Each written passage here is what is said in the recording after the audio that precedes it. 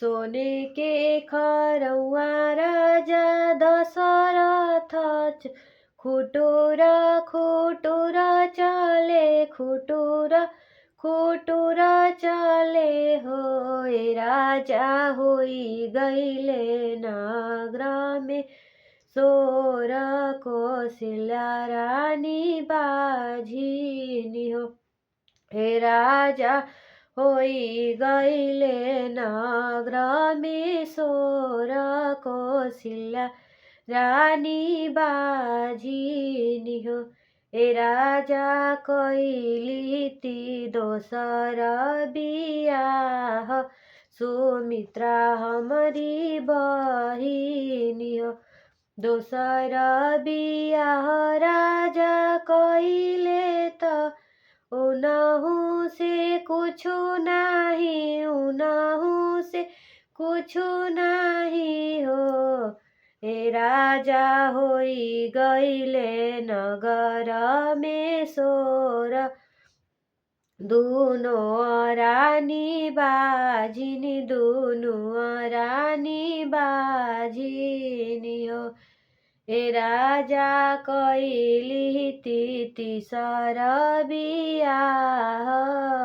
के कैया हमारी बहिनी के कैया हमारी बहिनी तीसर बियाह राजा कैले त उनहु से कुछु नाही उनहु से कुछु नाही हो ए राजा होई गईले नगर में सोर तीनों रानी बाजिनी तीनों रानी बाजिनी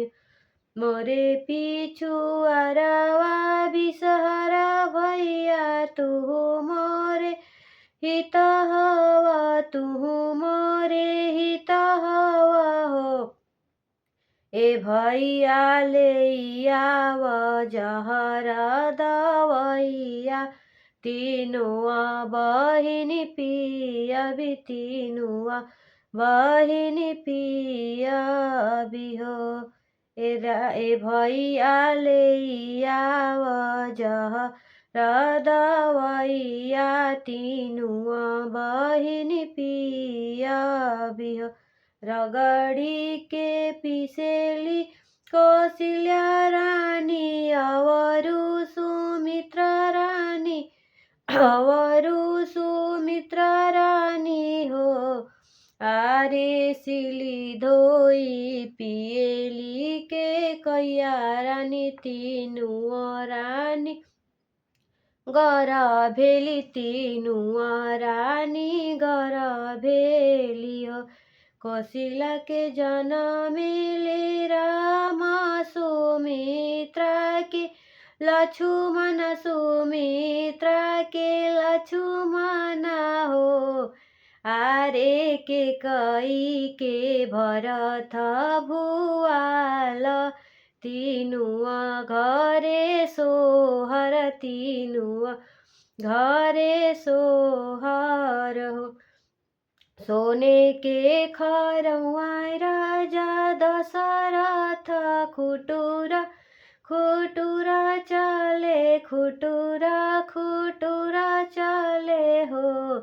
ए राजा होई गईले नगर में सोरा तीनुआ घरे सोहर तीनुआ घरे